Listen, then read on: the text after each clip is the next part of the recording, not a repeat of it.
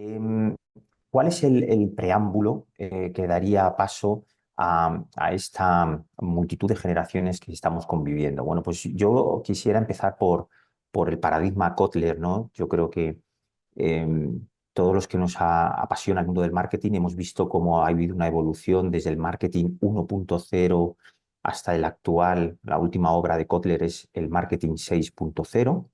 Y lo que hemos visto, pues como veis en imagen, es que ahora mismo convivimos en el mundo al menos 5 generaciones que tenemos pues una relación con el ámbito digital de forma diferente, y eso ha hecho que hayamos construido un marketing que empezó siendo product-centric, centrado en el producto, después evolucionó hacia el cliente, más adelante hacia los valores, después se vio desplazado quizá por esa disrupción tecnológica digital, luego hicimos en el marketing 5.0 esa revisión de humanización de la tecnología que hacía falta, y ahora estamos justamente entrando ya en esa experiencia y en esa relación inmersiva donde el entorno, los facilitadores tecnológicos y la propia experiencia pues van a marcar el futuro que tenemos por delante, ¿no?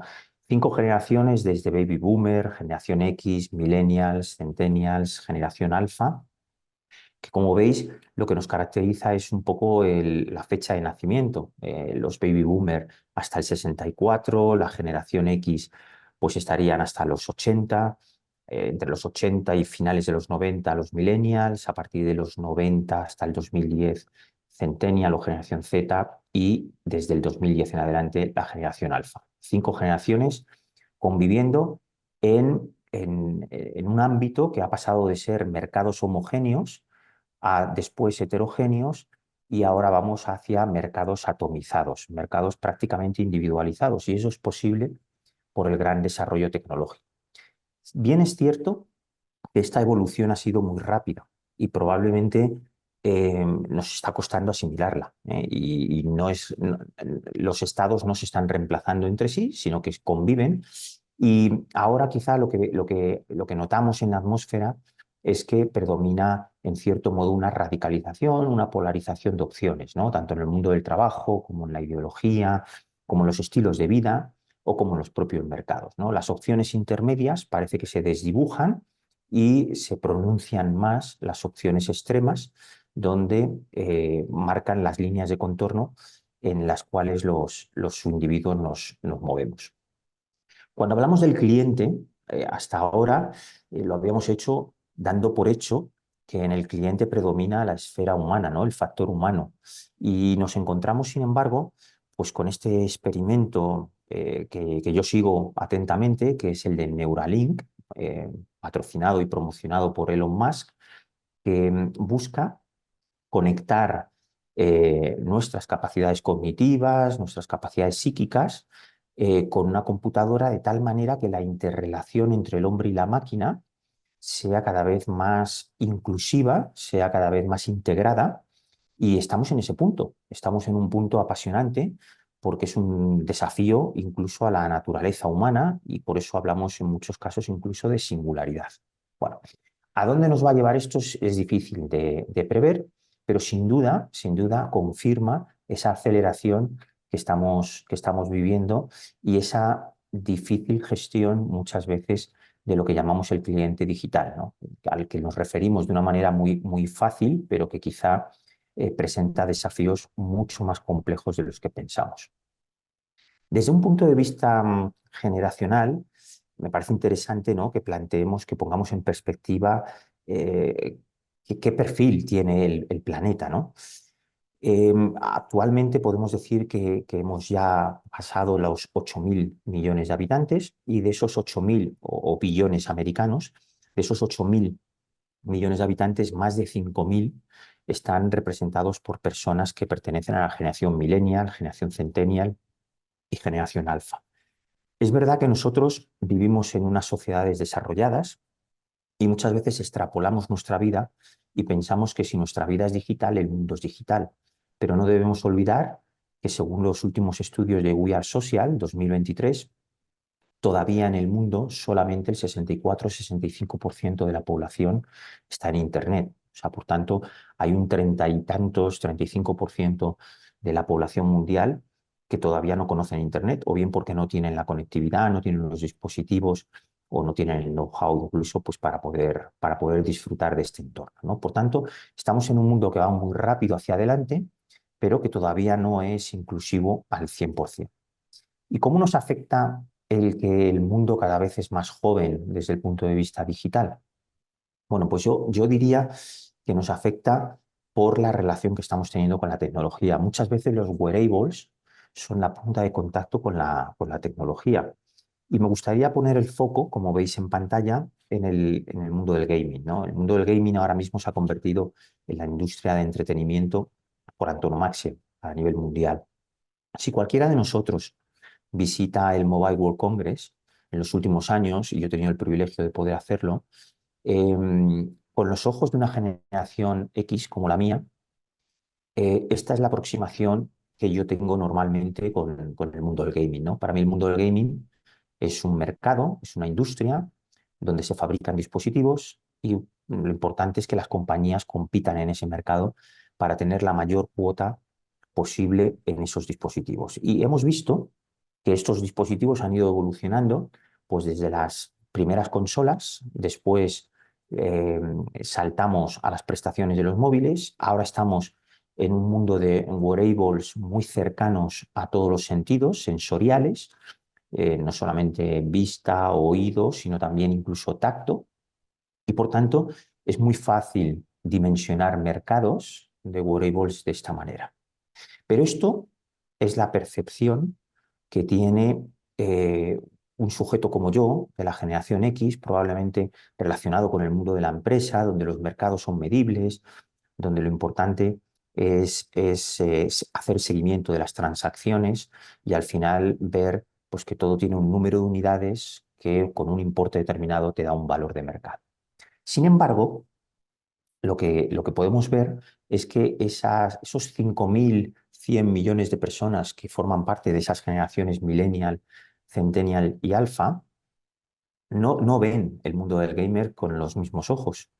Y para ellos es un environment, es un entorno donde ocurren cosas. Y no solamente hay la adquisición de un dispositivo, sino que el dispositivo es la puerta de entrada a un mundo mucho más rico. Podemos ver, por ejemplo, en pantalla cómo a través del gaming Nike es capaz de hacer 185 millones de ventas virtuales que ocurren en pop-ups, en tiendas pop-ups en este entorno, ¿no?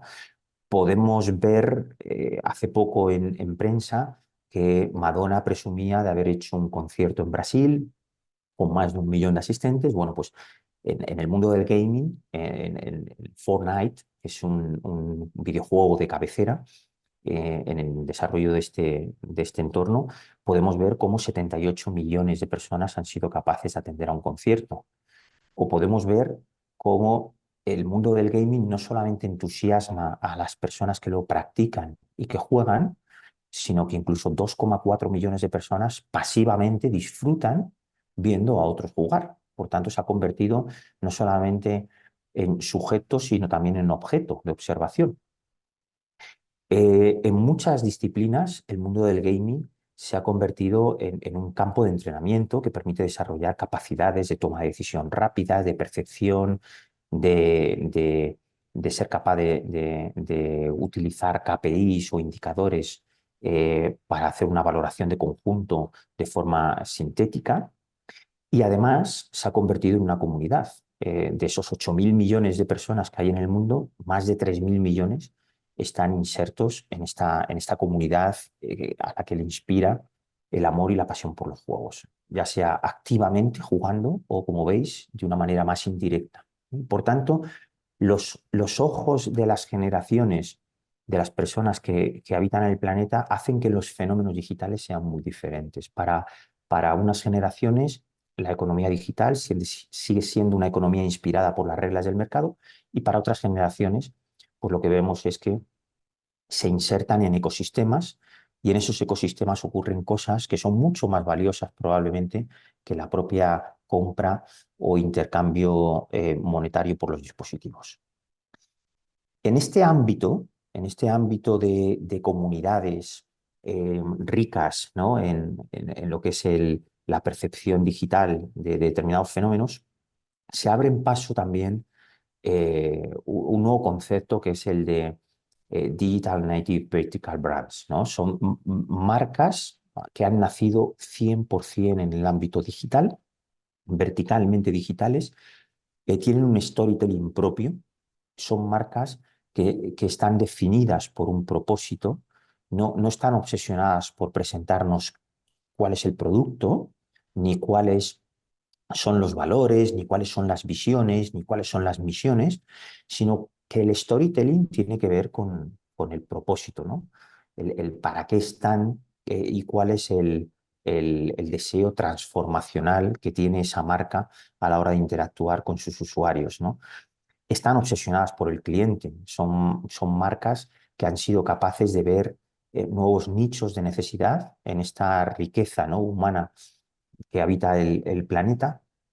Tienen una cadena 100% integrada, toda la generación del valor, desde la creación del valor, la plasmación del valor en un mínimo viable producto, la configuración de la marca, la forma de ser producidos esos productos o servicios y la forma de ser comercializada y entregada es 100% digital y está integrada. Y luego son DTC, son Direct to Customer, es decir, lo que caracteriza a estas marcas es la cercanía que tienen constantemente con los consumidores y con los usuarios. Esto ha hecho que alrededor de determinado tipo de verticales de necesidad, ¿no? Como por ejemplo los laboratorios de comida, ¿no? Con orientación digital, pues hayan aparecido multitud de marcas, y este solamente es un ejemplo, pero si hablásemos, pusiéramos en el epicentro el mundo del gaming, el mundo del healthcare, el mundo del aging, si pusiéramos en el centro cualquier aspecto que pueda afectar a cualquier tipo de necesidad humana, pues lo que veríamos es que hay muchas marcas que han proliferado de forma reciente y que de forma creciente son capaces de captar la atención de millones de personas y de convertirse en un leitmotiv de sus propias vidas. Quizá, y por aterrizar el impacto que esto puede tener y cómo el customer obsession puede marcar la diferencia, voy a referirme a continuación al ejemplo de Shein. Yo creo que como españoles somos muy cercanos y muy sensibles al gran éxito que tuvo Zara, ¿no? A principios de los años 90, perdón, creó el concepto de fast fashion. Zara fue capaz de darse cuenta de que más allá de tener un buen abrigo que durase 7 años, probablemente había personas que querían tener un abrigo nuevo cada año y que probablemente no podían materializar ese sueño porque no había una oferta de esas prendas, ¿no? Entonces Zara fue capaz de crear la moda rápida, la moda prácticamente de ciclo anual y luego posteriormente incluso inferior, e inspiró a japoneses como Uniqlo, americanos como Gap o europeos como H&M. Luego en el Reino Unido apareció el ultra fast fashion, que era un intento de superar el ciclo de producción, de creación, de producción y entrega que tenía Zara, que era apenas unos pocos meses, y querían llevarlo al ámbito prácticamente de unas cuantas semanas. Y en los inicios de los años 2020, coincidiendo casi con el COVID, pues aparece el fenómeno Shein desde China, que es un fenómeno de real-time fashion, ¿no? Prácticamente es una moda en tiempo real. Y como vemos, pues la gran diferencia es que Zara creía en el pool hunting, en el descubrimiento rápido de novedades, de oportunidades y demás, a través de la observación de expertos, mientras que Shein cree en el dato, ¿no? Shein toma decisiones basada en la deducción del valor que los datos de los clientes aportan cuando están interactuando prácticamente en redes sociales. Y por tanto, el modelo de Shein pues es un modelo que es mucho más rápido, quizá más seguro, menos indirecto, menos dependiente del experto y ha hecho que tenga una pegada muy fuerte entre los más jóvenes. De hecho, como veis, pues a raíz de la llegada del COVID, cuando tus modelos de negocio son multichannel, como es el caso de Uniqlo o es el caso de Zara, y dependes de una comercialización online, pero también de una comercialización offline en tienda, si tus puntos de venta se ven cerrados de forma abrupta por efecto del COVID, pues tienes paralizado el negocio, mientras que los nativos digitales, que no dependen del punto de venta, pues no tuvieron esas limitaciones, sino todo lo contrario, experimentaron una gran oportunidad de crecimiento porque el 100% de la creación, la producción y la entrega de los productos ocurría en el ámbito digital.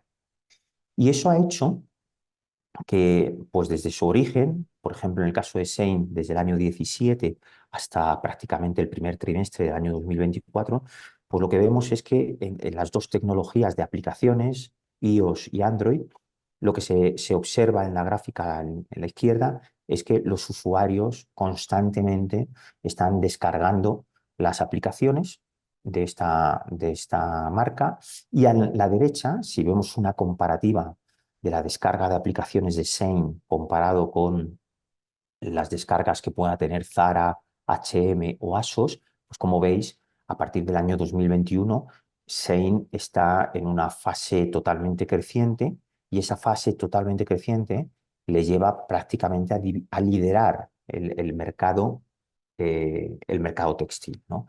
Eh, Antes de los años del 2020, el volumen de negocio de las marcas como H&M, Zara, ASOS, Uniqlo, Bershka, Forever, Pull&Bear, etcétera, era directamente proporcional al número de puntos de venta y en los planes estratégicos la apertura de puntos de venta y dónde se abrían los puntos de venta era el factor causal del negocio. A partir del año 2020, el mercado, la cuota de mercado, ya no tiene como única variable decisiva la apertura de puntos de venta, sino como veis, tiene mucho que ver con el app share, ¿no? Con la cuota de descargas de aplicaciones. Y la franja azul que veis abajo es la franja de Shein, que representa ya más del 50% del total de descargas de aplicaciones. Eso significa que cuando los usuarios se relacionan con las marcas a través del móvil y concretamente a través de las aplicaciones, pues en más del 50% de los dispositivos Shein está presente y en el otro 50% están el resto de jugadores, ¿no? Esto es Customer Obsession.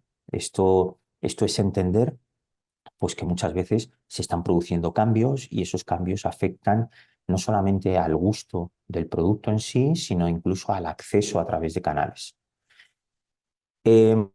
Sin irnos tan lejos y sin tener que acudir al ejemplo de Shein, os pongo a continuación el ejemplo de Arce. Arce es una compañía de nuevo que, que- que ejemplifica muy bien lo que es un Digital Native Vertical Brand, ¿no? Es una marca de reciente creación eh, que si yo tuviera que resumir qué éxito han tenido, pues es que han conseguido dejar de vender para ser comprados.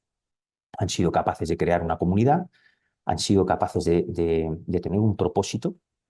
Los creadores de Arce eran amantes de la música y pensaban que disfrutar, bailar de la música que te gusta requiere tener un calzado cómodo y que no todas las zapatillas estaban pensadas para eso. Cuando mezclas ese estilo de vida con una necesidad concreta en términos del calzado, pues aparecen unas nuevas zapatillas que se llaman Arce. Sus precios están por encima de 100 euros, por lo tanto están compitiendo con las marcas líderes internacionales, pero su modelo de negocio, como veis, es 100% digital, trabajan mucho con la conceptualización del producto, la introducción de aspectos de valor como pueden ser materiales, ¿no?, ecológicos, eh, juegan con el término de edición limitada y juegan también con el concepto de comunidad en el sentido de que en muchos casos para poder acceder a la compra de las zapatillas tienes que entrar en lista de espera y por tanto no es un modelo de push, de vender, sino que es un modelo de pull, de atraer para que te compren, ¿eh? Y esto es un ejemplo de cómo cómo las estrategias de negocio pueden cambiar en función de cómo entendamos a los usuarios en función de lo que estamos viendo en el webinar de hoy. A mí me gustaría formular una pregunta. Vamos a tener tiempo para preguntas y dudas al final de la sesión. Os lanzo una pregunta antes de seguir adelante y me gustaría que os imaginaseis cómo creéis que fue la primera cliente online de Europa, la primera cliente que fue capaz de realizar un pedido de forma online allá por los años 80, ¿no? Porque muchas veces cuando pensamos en el e-commerce, cuando pensamos en marketing digital, cuando pensamos en el mundo online, eh, bueno, pues muchas veces también nos vemos sumergidos en estereotipos, ¿no? Nos vemos sumergidos en el estereotipo del emprendedor de startup. Eh, bueno, pues parece que hay que ir con vaqueros, ¿no? Camiseta, parece que hay que ser joven. Pensamos muchas veces que los early adopters de la tecnología, primero del e-commerce, actualmente de las tecnologías inclusivas de inteligencia artificial, realidad aumentada, realidad virtual, pues muchas veces pensamos que tienen que ser personas totalmente jóvenes, ¿no? Arriesgadas, atrevidas. Bueno, em, yo me imagino que en vuestra cabeza habrá surgido una imagen que responda a esta pregunta de quién pudo ser el primer cliente online y os voy a sacar de dudas y os presento a la intrépida primera compradora europea online de productos, que lo hizo a través de la tecnología que estaba vigente en los años 80, una tecnología que suena ahora ignota, remota, eh, y que probablemente rompe el paradigma, ¿no? El paradigma ese de que para ser el early adopter hay que ser joven, hay que ser atrevido, hay que ser transgresor. ¿Mm? Llorente y Cuenca ha hecho un magnífico informe sobre los comités ejecutivos de las principales compañías tecnológicas, entre las cuales estarían Alphabet o la parte antigua o lo que es el holding de Google, estaría Amazon, estaría Apple, estaría Facebook, estaría Netflix y un montón de compañías que todos estamos pensando. Bueno, pues Llorente y Cuenca, al estudiar a estos comités de dirección, la primera conclusión que ha sacado es que la edad predominante de los miembros de esos comités ejecutivos es de más de 60 años y que no todos tienen un perfil digital. Algunos de ellos incluso proceden de industrias tradicionales, del mundo de la fabricación, de las operaciones, de la logística, etcétera, etcétera. Bueno, pues esto nos hace pensar en la necesidad también de poner foco en la parte más senior, ¿no? de la sociedad. Que a esto lo hemos acuñado como Silver Economy. Igual que es apasionante, ¿no? Algunas de las cosas que os he mostrado antes de las generaciones más junior, en la Silver Economy, pues nos damos cuenta que está empezando a construirse un mundo de realidades que busca satisfacer necesidades de las personas que tienen más de 50 años. Por tanto, Silver Economy estaría constituida por toda la demanda de personas que tienen más de 50 años y que se enfrentan a la fase más senior, ¿no? de la vida, donde se produce ya el envejecimiento y eso cambia tus valores, tus actitudes, tus prioridades, tus expectativas y un montón de cosas. Bueno, pues como veis, existen un montón de actores que están apareciendo y que buscan empezar a atender a este tipo de colectivo, ¿no? Pues desde medios de comunicación como uppers, ¿no? Que están centrados en noticias que le pueden importar a este segmento de la población. Existen 60 y mucho más, que es una web donde, como veis, hay una lista enorme de productos y servicios que tienen que ver con voluntariado, deporte, estilo de vida, salud, ocio, formación, tecnología, finanzas, vivienda, etcétera, etcétera. La Fundación Más Humano, pues también pone énfasis en ello y algunas marcas, como el caso, por ejemplo, de Opticalia, que utilizó Antonio Banderas, aprovechando ya la madurez del actor, pues empiezan empiezan a crear líneas de producto, líneas de servicio, campañas de marketing que tienen en cuenta a este colectivo de la Silver Economy. ¿Por qué es importante esta Silver Economy? Bueno, pues es importante porque al principio decíamos que en el mundo más de 5.000 millones son pertenecientes a Millennial, Centennial y Alpha, pero bien es cierto que 3.000 millones todavía están anclados en la generación X, Baby Boomer y la generación silente, ¿no? Que es apenas ya un 3% de la población mundial, ¿no?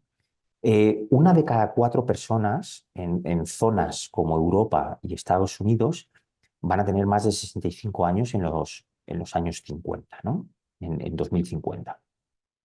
Y concretamente, una de cada dos personas en el mundo muestra actitudes edadistas. Esto es muy importante porque no solamente cuantitativamente el mundo es más joven, sino que cualitativamente los valores de las generaciones más junior empiezan a entrar en conflicto con los valores de las generaciones más senior.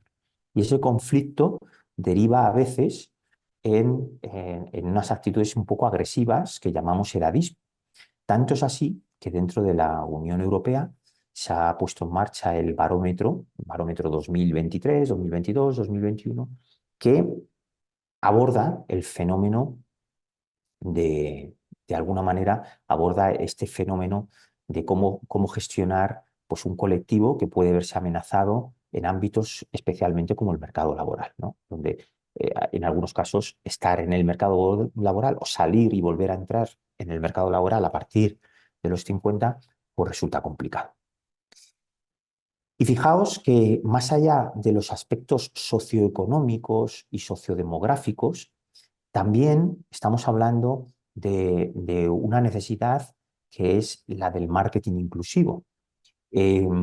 Hace poco yo participé en un evento que se llama Hoy es Marketing, donde contamos con la presencia de Ilunion y dentro del evento, Ilunion hizo una presentación muy interesante de una guía de marketing y comunicación inclusiva. Es decir, existen personas que no solamente por edad, como es el caso de la Silver Economy, sino que también por determinadas minusvalías auditivas, sensoriales, de todo tipo, se ven excluidas de la comunicación digital habitual.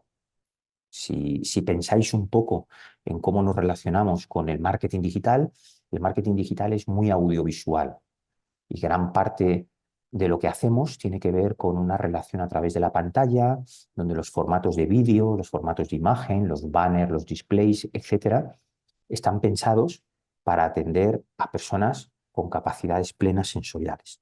Por tanto, existe un porcentaje amplio de población que se ve afectado por minusvalías y que requiere unas pautas, un tratamiento, un protocolo de relación pues totalmente diferente. Y hoy en día eso pues no está ocurriendo. Por eso me parece muy oportuno que Ilunion haya prestado atención a estos segmentos y haya compartido su conocimiento a través de una guía de marketing y comunicación que da tips, que da recomendaciones sobre qué hacer con qué tipo de colores, qué tipo de audio, qué tipo de contrastes, qué tipo de formatos o qué tipo de consideraciones las marcas tienen que tener en cuenta para evitar la exclusión de personas que se pueden ver afectadas de esta manera. Bueno, pues como veis, hemos empezado esta primera parte de la sesión intentando poner foco en lo importante que pueden ser las diferencias generacionales para las marcas a la hora de desarrollar productos, soluciones y servicios que van a tener que tener en cuenta consideraciones desde el punto de vista sociodemográfico. Vamos a pasar, si os parece, al segundo punto, que es la inmersión del efecto crowd. Yo creo que llevamos hablando desde hace un tiempo de esa transición que había de los clientes y de los usuarios. Estábamos acostumbrados a representar cadenas de valor lineal, donde primero inventábamos, después patentábamos, después diseñábamos, luego producíamos, después almacenábamos y finalmente comercializábamos hasta que podíamos entregar al cliente nuestro producto y nuestro servicio. Eran cadenas de valor típicas de Porter, donde nuestro cliente y nuestro usuario estaba al final y todos competíamos por él. Y gracias a la revolución digital, lo que vemos es que el cliente justamente no quiere estar al final de la cadena de valor. Y ese no querer estar al final de la cadena de valor es lo que se ha venido constituyendo como una revolución crowd, ¿no? Una revolución, cada vez hay más palabras de este tipo. Hablamos de crowdfunding, crowdworking, crowdcreating, crowdthinking, crowdbudgeting, crowdvoting, crowdcuration, crowdplanning, crowdsourcing, y podríamos aumentar todavía más el número de conceptos que hay alrededor del crowd, ¿no? El crowd tiene que ver con multitud, ¿no? Y por tanto, los clientes y los usuarios no pretenden estar al final de forma pasiva para tomar decisiones de compra, sino que los clientes quieren participar del proceso del desarrollo del producto y del servicio desde el principio. Muchos de vosotros es probable que llevéis en vuestra muñeca hoy mismo un reloj, un smartwatch, y probablemente ese smartwatch pues ahora sea marca Samsung o sea marca Apple. ¿Alguno de vosotros sabe cuál fue la primera marca de reloj smartwatch?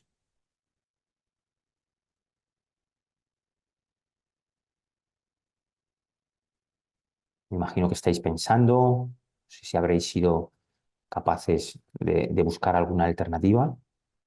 Bueno, pues para aquellos que no hayáis podido responder de forma diferente a Samsung, a Apple, Fitbit o alguna otra marca, la primera marca de smartwatch fue Pebble. Y Pebble nació como una iniciativa de crowdfunding, precisamente porque dos personas se dieron cuenta de que estamos obsesionados por lo que pasa en la pantalla de nuestro dispositivo. A eso le hemos llamado, lo hemos acuñado como FOMO, el Fear of Missing Out, y como no podemos controlar la ansiedad que genera saber que nuestro dispositivo está vibrando, y eso significa que ha entrado un mensaje y no sabemos en qué consiste ese mensaje, pues estamos constantemente interactuando con la pantalla. Bueno, Smartwatch nace como una respuesta a esa necesidad. ¿Por qué en vez de meter la mano en el bolsillo y sacar el móvil, por qué no tener el móvil al acceso mucho más fácil en la muñeca y poder darte cuenta rápidamente de qué mensaje ha entrado, ¿no? Esta idea, es una idea que parece muy lógica, empezó siendo una idea romántica que se dio a conocer en Kickstarter. Los emprendedores apenas buscaban 180.000, 200.000 dólares para intentar materializar la idea en un mínimo viable producto, y se llevaron la sorpresa de recibir 10 millones de dólares, ¿no? de financiación. Este es el mundo del crowdfunding. En el mundo del crowdfunding, eh, tú eres capaz de conseguir que el usuario participe de la financiación del proyecto, ¿no? Y pasa lo mismo con el crowdworking, con el crowdcreating, con el crowdthinking, ¿no? Cada vez más marcas empiezan a darle valor a esto. Hay marcas en el mundo de la alimentación que prefieren crear plataformas donde los usuarios que compran sus productos, por ejemplo, maíz, cuando utilizan esos productos en unas recetas, lo que hacen es presumir a través de un vídeo de cómo utilizando este maíz de una determinada manera, siguiendo una receta determinada, pues son capaces de crear un plato fascinante, ¿no? para sorprender a familiares y amigos, ¿no? El mundo del crowdsourcing, del crowdworking, del crowdcreating y del crowdthinking se va extendiendo en el mundo de la alimentación, en el mundo de los detergentes. Muchas compañías piden a los usuarios que expliquen cómo, utilizando de formas creativas y alternativas el producto que ellos han fabricado, pues es posible quitar manchas, por ejemplo, ¿no? Y en la parte de la comercialización, todo lo que tiene que ver con el curation, el planning, el buying y el voting, pues lo estamos viendo con la eclosión del mundo de los influencers, ¿no? Yo creo que las compañías ahora mismo son conscientes de la influencia que puede tener ese curation que hacen los influencers, esa recomendación que hacen los influencers y que hace que el mensaje de la marca pues, llegue más lejos, la tasa de conversión sea más alta, etcétera, etcétera. Como veis, pues es un mundo fascinante y es un mundo que da pie a muchas posibilidades, porque si somos capaces como compañías de pensar que el cliente no es un actor pasivo, sino que el cliente puede insertarse en nuestra cadena de valor, podemos tomar decisiones muy interesantes. Podemos tomar decisiones en términos del presupuesto de marketing. ¿Tiene sentido que nosotros creemos contenido muy profesional pero muy poco creíble? ¿O tiene más sentido que habilitemos un espacio para compartir contenidos de menor calidad, producidos por los usuarios, pero que tienen mucha más credibilidad y van a fomentar mucho más la decisión de compra? Em, ¿Somos nosotros los principales portavoces de la marca o podemos pensar que si somos capaces de compartir una serie de valores y construir una comunidad, los miembros de esa comunidad se pueden convertir en portavoces y por tanto la amplitud del mensaje puede llegar mucho más lejos? Bueno, esto es lo que subyace en la filosofía crowd, que es gestionar a la multitud y pensar que más que un target, más que el objetivo al que tenemos que llegar, puede ser un colaborador, ¿no? Puede ser un sujeto que metamos dentro de la cadena de valor, en distintas partes de la cadena de valor, y que eso nos permita pues, adoptar ventajas competitivas y de alguna manera gestionar las necesidades, la satisfacción de las necesidades de una manera mucho, mucho mejor. Fijaos, esta obsesión por el cliente es parecida a la que muchas veces tienen los directores de marketing por intentar contestar a la pregunta de cómo ser capaces de diferenciar las modas de las tendencias. He tenido la suerte en el último año de estar cerca de Publicis por distintas razones y concretamente dentro de poco Publicis Group va a presentar la evolución de este proyecto que se llama Trend and Hype. Lo va a hacer concretamente este mes. Este proyecto nace porque conscientes de que muchas compañías de responder a estas dos preguntas no es nada fácil, cómo formular estrategias y cómo tomar decisiones de negocio que sean correctas en un mundo donde hay abundancia y liquidez de conocimiento, o cómo diferenciar lo importante de lo actual, es algo que ha obsesionado a los comités de dirección de las compañías, a los directores de marketing, de estrategia, a los directores generales.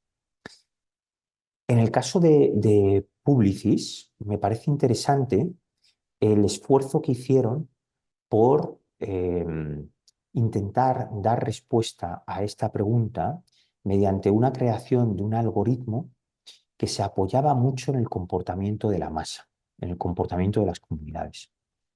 Fijaos, ellos, cuando empezaron a abordar los retos de estas preguntas, lo que se dieron cuenta es que en Internet el número de respuestas posibles eran de cientos de millones. Es decir, la abundancia de contenidos que había dentro de Google era tal que harían falta miles de personas trabajando en ello o vidas eternas para poder absorber todas las conclusiones que había disponibles en ese momento. Y por tanto se plantearon un modelo de dos dimensiones donde a través de un algoritmo ellos fueran capaces de identificar precisamente qué era lo importante. Las dos dimensiones eran intentar identificar qué es lo que las personas, los clientes, los usuarios, las comunidades dicen y qué es lo que hacen. Y por tanto, si somos capaces, como veis a la derecha, de construir matrices que crucen la importancia de lo que se dice con la importancia de lo que se hace, eso nos lleva a dos resultados posibles. Nos lleva al resultado del hype o el resultado de la moda, que es cuando el algoritmo era capaz de conseguir una puntuación de 58 basado en que fundamentalmente se hablaba de ello, pero ya no se hacía. Es decir, cuando se habla mucho de algo pero nadie está haciéndolo, el algoritmo concluye en que estamos ante una moda.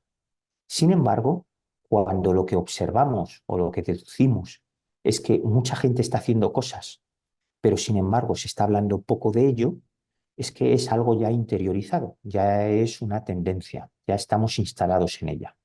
Por tanto, podríamos decir que la moda y el hype surgen como respuesta a la abundancia de dos dimensiones distintas.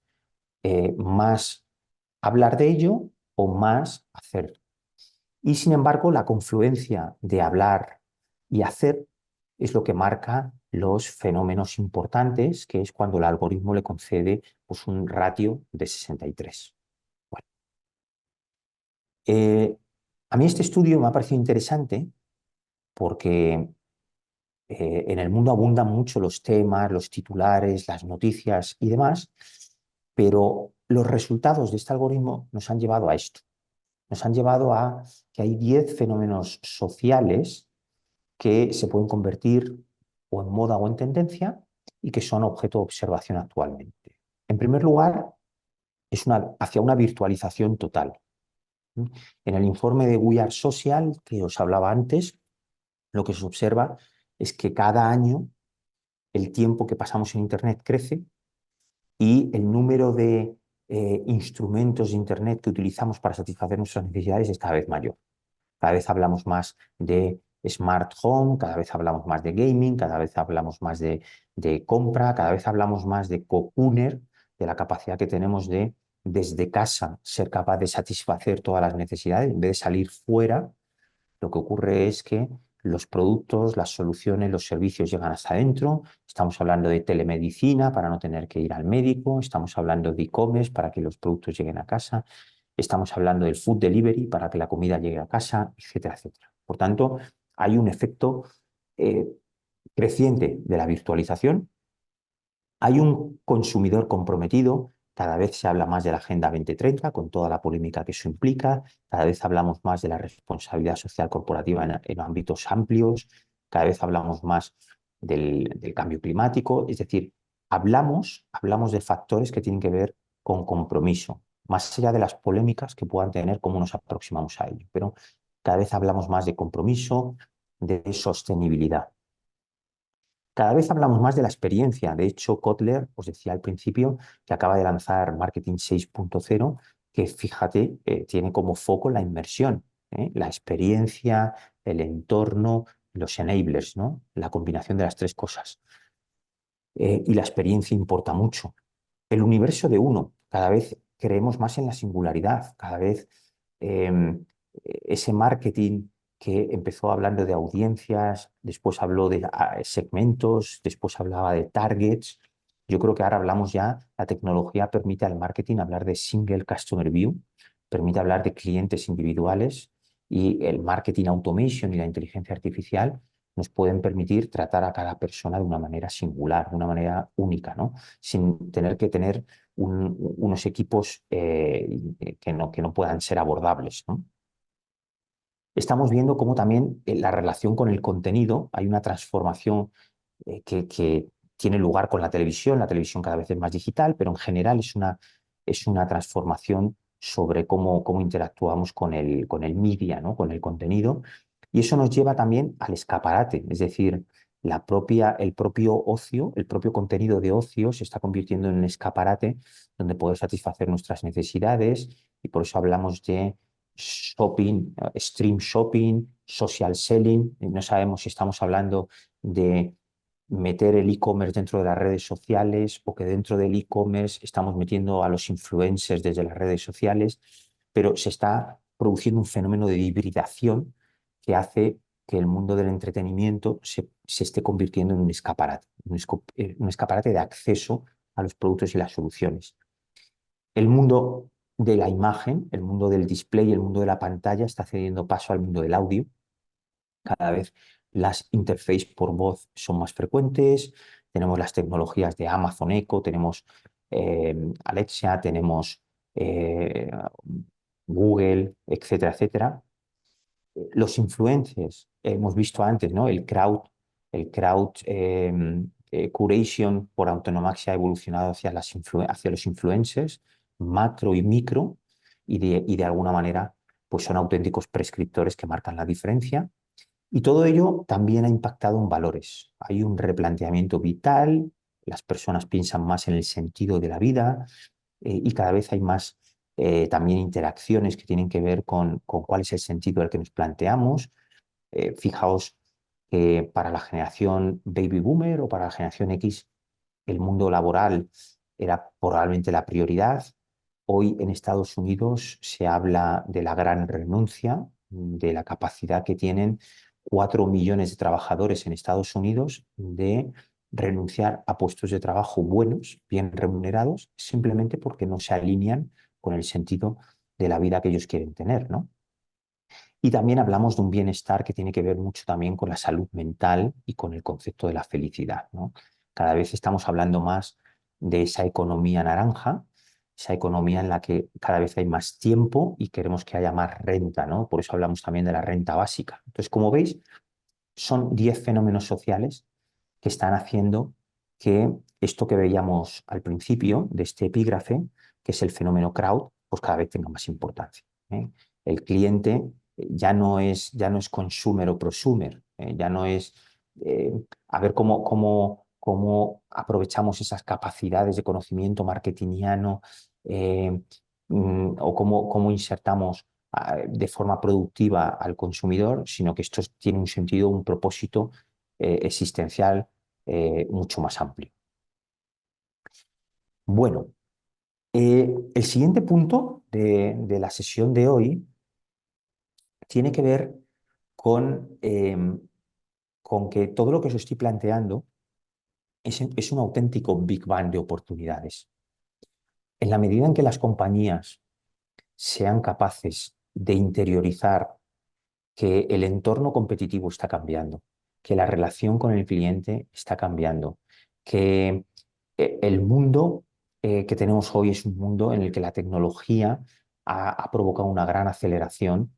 Si las compañías son conscientes de eso y reaccionan adecuadamente con estándares de ecosistema y no tanto con estándares de mercado, yo creo que las compañías pueden tener mucho éxito. Pero también es cierto que existen riesgos. Igual que ese Big Bang de oportunidades expansivo, de oportunidades de negocio, es real, también es real la presencia de algunos riesgos. Me gustaría que a continuación vierais durante unos segundos, os voy a dejar que durante unos segundos contempléis la imagen que vais a ver. Y a mí me gustaría que a través del chat transmitierais las sensaciones que os ha transmitido la imagen. Me gustaría que transmitierais si os gusta, si no os gusta, si os provoca sensaciones positivas o no, pero que lo reflejaseis, ¿vale? Yo os voy a dejar apenas 10 segundos para que veáis la imagen y a través del chat, pues por favor, con keywords, si queréis, eh, describid un poco pues, cuáles son las impresiones que os causa. La imagen es esta.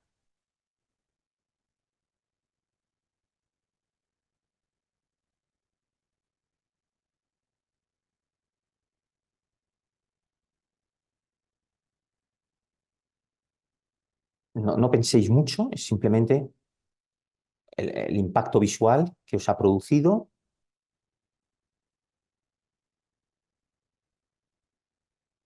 Os pido por favor que lo trasladéis y que exterioricéis y expreséis cuáles han sido vuestras sensaciones.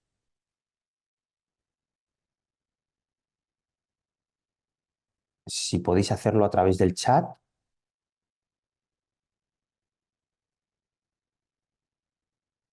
no tenéis chat. Vale, ok. Vale, pues pensad en ello, ¿vale? Y a continuación, yo a continuación voy a explicar en qué consiste este experimento, ¿vale? Y de tal manera que cuando me oigáis a mí, teniendo en cuenta la experiencia que habéis sentido, vosotros mismos vais a poder em, sacar vuestras propias conclusiones, que yo creo que es lo útil.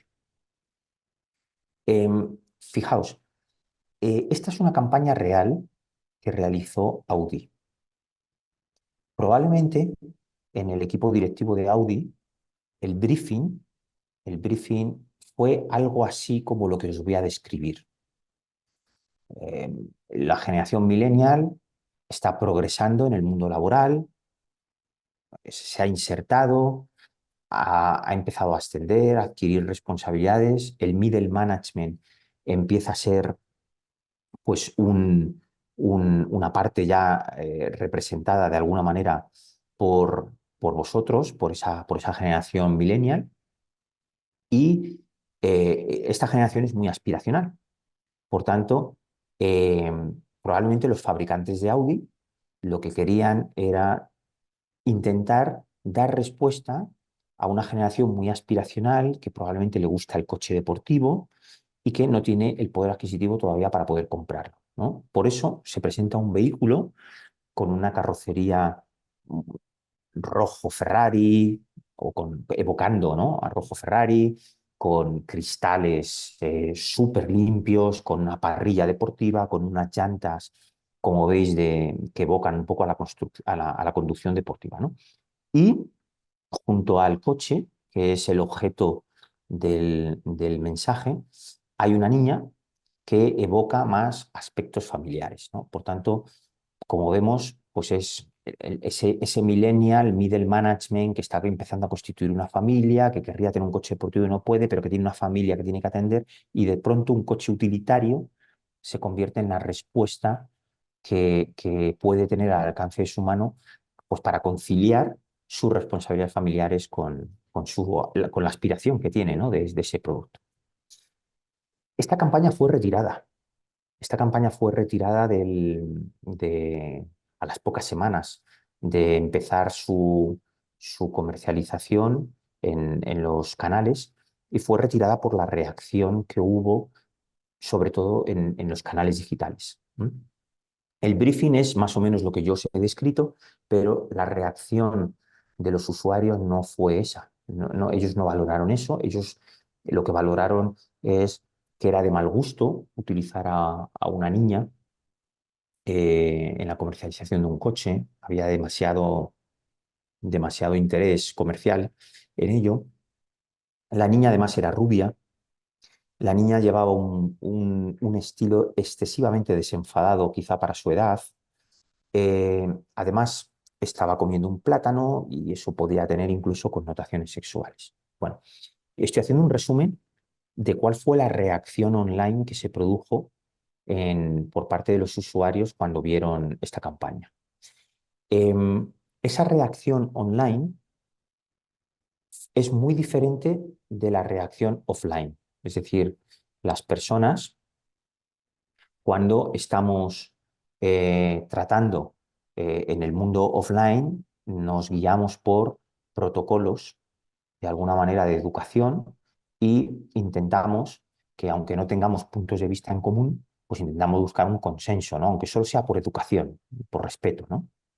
Eli Pariser hizo un libro interesantísimo que se llama The Filter Bubble. En The Filter Bubble, Eli analiza cuál es el comportamiento y cuál es la conducta digital de las personas, y llega a la conclusión de que es extremadamente homofílica. Cuando Internet se decidió que fuera un bien de uso público, libre y gratuito, se pensó que Internet iba a ser un gran elemento de democratización del conocimiento, de las relaciones, y que, si os acordáis, íbamos a estar a plenas 4, 5, 6 clics de cualquier persona de cualquier lugar del mundo. Esta era la promesa hace más de 25 años. Después de 25 años de estar utilizando Internet en sus distintas modalidades, Eli Pariser lo que ha demostrado es que lo que ha ocurrido es justamente lo contrario.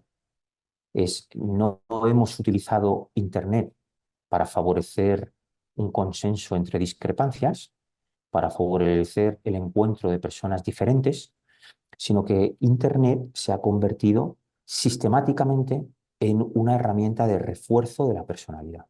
Y eso es lo que se llama el fortalecimiento de la homofilia. Es decir, tendemos a aceptar y a rechazar, aceptar lo afín y a rechazar lo diferente. Si os dais cuenta, cuando estamos en grupos de WhatsApp, lo normal es que estemos en grupos de personas que piensan o que les gustan las mismas cosas que nosotros, y nuestro comportamiento a través de los emojis es confirmar que las cosas nos gustan o confirmar que las cosas nos disgustan, ¿no? En redes sociales como Twitter, donde el lenguaje a veces es muy grueso, esa homofilia se ve muy patente. Hay una radicalización de posturas, ideologías entre cualquier noticia, ¿vale? Y este fenómeno, esta conducta digital, es lo que explica que algunas compañías como Cambridge Analytics pues hayan sido capaces de interferir en procesos electorales de Estados Unidos. Y si tú eres capaz de bombardear sistemáticamente con mensajes afines a un tipo de electorado y eres capaz de generar animadversidad hacia otro tipo de opciones, hacia ese electorado, lo que consigues es que digitalmente alimentas esa homofilia y eso termina condicionando la conducta. En el ejemplo que os contaba antes, en el ejemplo de Audi, se produjo precisamente esto. Esta campaña, si no hubiese sido online, si esta campaña se hubiese distribuido a través de los concesionarios, pues probablemente cada uno hubiera tenido una opinión. Me imagino que muchos de vosotros habréis tenido opiniones diferentes, positivas, neutras, negativas, pero a nivel digital lo que proliferó no fue ni lo positivo ni lo neutro, lo que proliferó fue lo negativo, y eso provocó, sin lugar a dudas, que no solamente que la compañía retirase la campaña, sino que además tuvo que pedir disculpas por haber ofendido.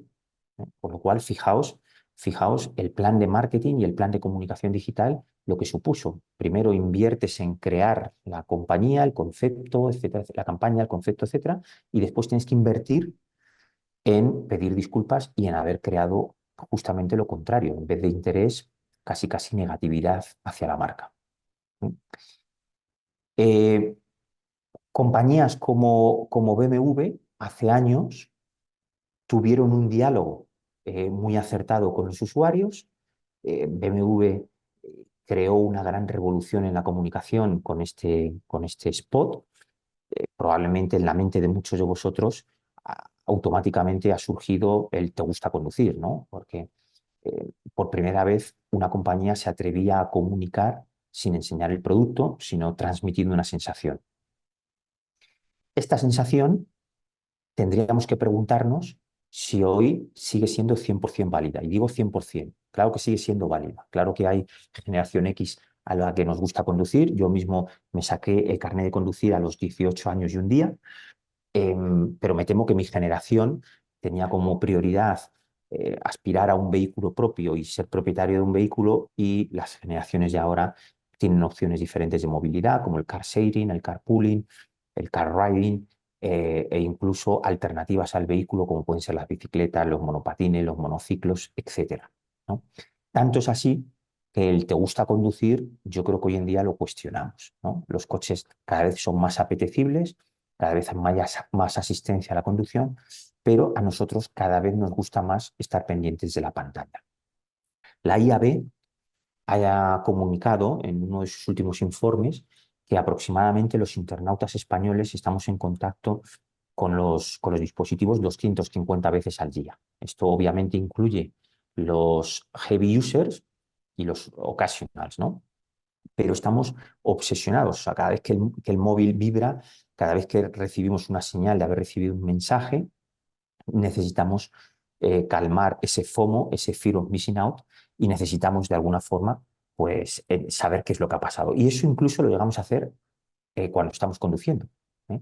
Por tanto, no es de extrañar que haya compañías que estén obsesionadas no tanto por ofrecer vehículos para ser conducidos, sino vehículos que no requieran la conducción, y ese sería el mundo de la conducción autónoma. Bueno, pues hemos avanzado por el tercer aspecto de la sesión de hoy, que tiene que ver con los riesgos. El cliente digital es un cliente muy radical y hay un riesgo-beneficio muy extremo. El beneficio es muy alto, pero supone gestionar unos riesgos también muy altos, como siempre ha sido así, ¿no? Yo creo que el binomio riesgo-rentabilidad, a mayores riesgos, mayores rentabilidades, pero muchas veces las compañías se lanzan a lo digital pensando que solamente hay oportunidades e ignorando los riesgos. Y vamos a pasar a la parte final, que tiene que ver un poco con esa relación del cliente con la tecnología y ese Big Bang de computación espacial que estamos viviendo ahora mismo. Los clientes cada vez somos capaces de adoptar la tecnología de forma más rápida, ¿no? Si pensamos cuánto tardamos en, eh, en gestionar, ¿no? Google Translator, pues para tener 100 millones de usuarios hicieron falta 78 meses, a Uber 70, a Telegram 61, en el caso de Spotify 55, y como veis, pues desde octubre, noviembre del 2022, ChatGPT fue la gran eclosión desde el punto de vista tecnológico y en apenas 2 meses 100 millones de personas estaban utilizando la versión gratuita ChatGPT 3, que ha cambiado nuestra forma de hacer las cosas. Eh, esta tecnología eh, está cambiando también el relacional con las personas. Eh, Podemos hablar de un Internet inicial que era de texto. Ese Internet fue cada vez más visual a través de fotos, después más animado a través de vídeos y ahora vamos, como decía antes, con el marketing 6.0 hacia la inmersión, ¿no? Y la inmersión viene de la mano de la realidad virtual y de la realidad aumentada.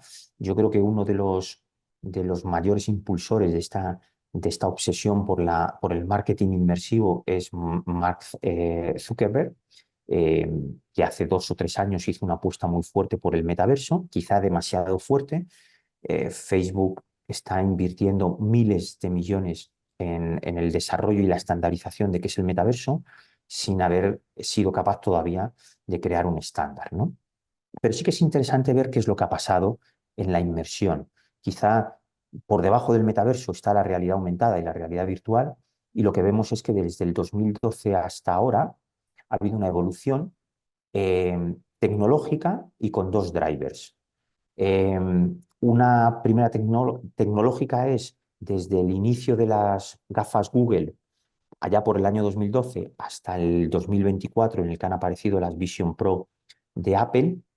Lo que se ha producido es una constante evolución técnica, donde han ido apareciendo las Oculus, las HoloLens de Microsoft, eh, y se ha ido generalizando la conectividad 5G y el uso de la pandemia, perdón, el problema de la pandemia nos hizo a todos refugiarnos en la tecnología, pues para intentar sobrevivir a ese periodo de incertidumbre, ¿no?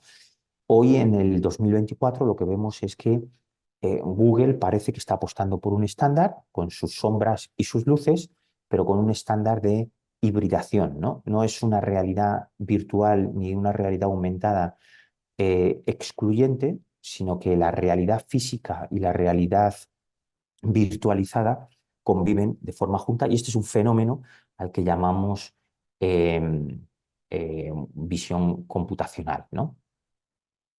Interesante es no solamente que se hayan desarrollado software y hardware, sino que, como veis, en el caso de la realidad aumentada, ya empezamos a hablar también de un mercado de la publicidad. Y la publicidad, la inversión publicitaria, es lo que puede hacer que esto explote, que se acelere y que realmente transforme la forma en la que hacemos las cosas.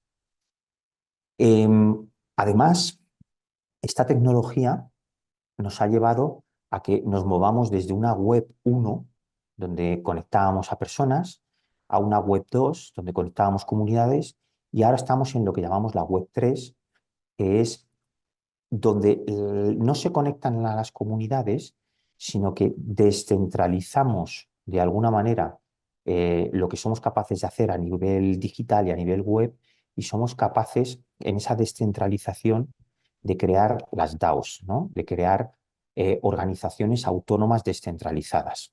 Y esto es muy interesante porque hasta ahora vivíamos siempre bajo el paradigma de una autoridad, ¿no? Una autoridad tecnológica, una autoridad digital.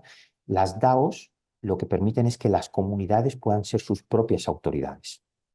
Ahí estaría el mundo del blockchain, el mundo de los tokens, el mundo de los NFT, de los non-fungible tokens, estarían las DeFi, las finanzas descentralizadas, las criptomonedas, etcétera, ¿no? Y todo eso, fijaos, nos lleva a pensar en las personas con retos para los que probablemente tampoco estamos preparados. ¿A qué llamamos identidad digital? Hasta ahora nos estábamos relacionando a través de nuestro móvil, nuestros perfiles de redes sociales, nuestras direcciones de emails, cómo somos capaces de dar veracidad a las identidades, cómo la identidad digital deja de ser anónima y es veraz, cómo interactuamos socialmente, con qué protocolos, cuál es el tipo de experiencia inmersiva que vamos a tener, si vamos a jugar con gemelos digitales, si los avatares van a ser posibilidades para nosotros, vamos a tener una realidad ampliada, que ya no es la realidad física, espacio-tiempo, sino que se puede ver ampliada, qué es un intercambio económico y cómo hacer esa multiplicidad de realidades posibles, pues es el gran reto al que vamos, ¿no? Y en este gran reto inmersivo, pues como veis, hay una serie de compañías como son Amazon, Apple, Google, Meta, Microsoft, Sony, Tencent y Epic Games, que se han posicionado sobre las experiencias inmersivas, sobre estas tecnologías, la interacción social, la identidad, los gemelos, la propiedad virtual, y han ido desarrollando iniciativas que ahora mismo están conviviendo. O sea, si yo tuviera que resumir esta imagen que veis en pantalla, es justamente el preámbulo de un estándar. Es decir, estamos ahora mismo en la necesidad de tener un estándar, igual que las tres W fueron el estándar de Internet sobre el que fuimos capaces de construir el mundo web. Ahora mismo hablamos de un concepto como es la inmersión virtual, el metaverso, del cual no tenemos un estándar. Y sí que tenemos muchas corrientes tecnológicas que ofrecen soluciones de forma diferente, ¿no? Eh, en identidad, pues parece que los memojis, los avatars, ¿no? O por ejemplo el Fortnite Avatar se puede estar convirtiendo en un pequeño estándar que se puede abrir paso. Eh, y en otros casos, pues como vemos, hay varias tecnologías que pueden ser alternativas o que pueden ser sustitutivas. Esto lo veremos probablemente más adelante. Ya lo vimos con la tecnología del vídeo, beta, VHS, etcétera, y no siempre la mejor tecnología es la que se impone, sino aquella que de forma más amplia es capaz de adoptarse, ¿no? Algunas compañías como Meta y como Facebook están teniendo aproximaciones estratégicas diferentes, se están moviendo, gaming está siendo el gran efecto expansivo de esta realidad inmersiva. Gaming ya es un estilo de vida, un mercado, un ecosistema, cosa que otras áreas como salud o como educación, etcétera, etcétera, pues todavía están lejos de ello. Y como veis, el mundo de los dispositivos y el mundo de las inversiones publicitarias pues van llegando en forma de adquisiciones o en forma de partnership. Em, Desde luego, Meta, en el caso de Facebook, es quien ha hecho la apuesta más grande, quien está realizando inversiones que llegan hasta los 36.000 millones sin tener retornos muy claros. Otras compañías como Apple van más despacio, maduran más lentamente, van haciendo adquisiciones más selectivas y van creando partnerships pues mucho más reducidos y van dándole mucha más prioridad a la privacidad de los datos, ¿no? El lanzamiento en 2024 de la Vision Pro yo creo que es un gran paso para Apple y marca un punto de inflexión hacia lo que nos podemos encontrar en los próximos años. Y esto nos va a llevar a plantearnos pues, que lo que hoy llamamos usuario pues va a ser cada vez alguien más capaz, más multiubicuo, con más capacidades al alcance de su mano, menos pasivo y mucho más activo. Y eh, las experiencias de las que vamos a poder disfrutar dentro de poco, pues van a ser muy amplias, como podéis ver aquí, ¿no? O sea, cosas que estaban al alcance de inversiones tecnológicas muy cuantiosas y de grandes compañías pueden estar al alcance de los particulares. eh, y ese concepto que se abre paso últimamente, que se llama Life Crafter, que es la capacidad que tienen los usuarios de construir eh, cosas en su vida con elementos que hay alrededor, es decir, ese rol de integrador de tecnologías y de cosas que están al alcance de la mano, pues va a permitir que la creatividad se desarrolle a través de facetas de integración, ¿no? Os pongo algunos de los ejemplos. Me gustaría que dentro de los ejemplos quizás con más o de más impacto que habéis visto, ¿no? De esas imágenes, también pensemos en la necesidad de que el marketing inmersivo sea estratégico, ¿no? Y voy a poner un vídeo de Nike que me parece que sin ser tan fascinante en cuanto al uso de la tecnología, sí que es mucho más cercano a las necesidades y puede acercarnos hacia la aproximación que las compañías van a ir teniendo con ello.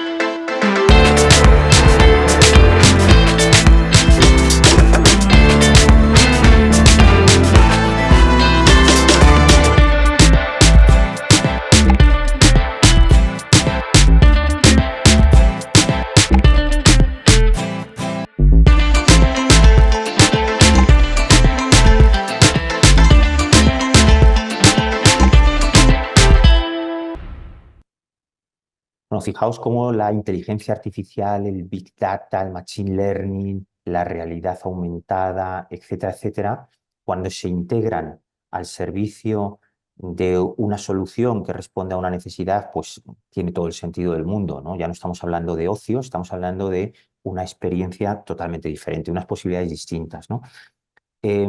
A veces es un error pensar que inmersivo es altas prestaciones tecnológicas, ¿no? Y voy a terminar ya la sesión diciendo que inmersivo es un chat de WhatsApp. Pasamos mucho tiempo en estos lugares, ¿no? Y las marcas, por ejemplo, pues se están planteando cómo convertir WhatsApp realmente en un canal selling, ¿no? Donde podemos integrarlos con sistemas de CRM, sistemas RP, sistemas de pasarelas de pago, conexiones con proveedores de logística, eh, el Product Inventory Management, ¿no? La capacidad de gestionar un catálogo, de tener soluciones e-commerce que nos permitan tener diálogos inmersivos, de alguna manera, en la dimensión 2D, ¿no? Con los usuarios y que podamos, como le pasa a Nestlé, ¿no? Ser capaces de interactuar con una persona, ir entendiendo su necesidad, que puedan ir eligiendo determinado tipo de producto a través del catálogo, que puedan verificar eso, que puedan ser capaces de indicarnos dónde quieren recibirlo y que realmente podamos finalizar incluso una compra a través de un único canal que no estaba pensado para ello, que en su origen era un canal de mensajería y que probablemente, pues gracias a la integración de tecnologías, provoca esa inmersión de, sin salirte de él, poder satisfacer una necesidad, ¿no? Yo, para concluir y dejar paso a las preguntas, os diría, hablemos de cliente, el cliente, pero tengamos en cuenta la presencia multicanal. Las compañías tienen que ser capaces de entender la importancia del relato transmedia. Contar una cosa tiene que ser digerible a través de canales diferentes. Los mensajes tienen que ir entre los canales porque los usuarios van a poder elegir esa diversidad de canales y por tanto el relato no se debe interrumpir. La inmersión tecnológica sin fricción de acceso, yo creo que puede dar pie a la explosión crowd. Yo creo que las personas estamos deseosas de demostrar el talento que tenemos dentro, ¿no? Y cómo podemos aportar cosas. Cuantas menos fricciones haya, mejor. ChatGPT es el ejemplo de que sin fricción la inteligencia artificial marca un antes y un después. El binomio riesgo-rentabilidad, hemos visto con él y Pariser, ¿no? Las reacciones extremadamente radicales en el mundo online. La diversidad y el individuo. deben ser capaces de que aceleremos la inclusión, de que tengamos en cuenta pues, esas peculiaridades sin dejar a nadie fuera. Hoy 34% de la población no tiene Internet y parte de la que tiene Internet está excluida porque no tenemos en cuenta, por ejemplo, aspectos de sus minusvalías.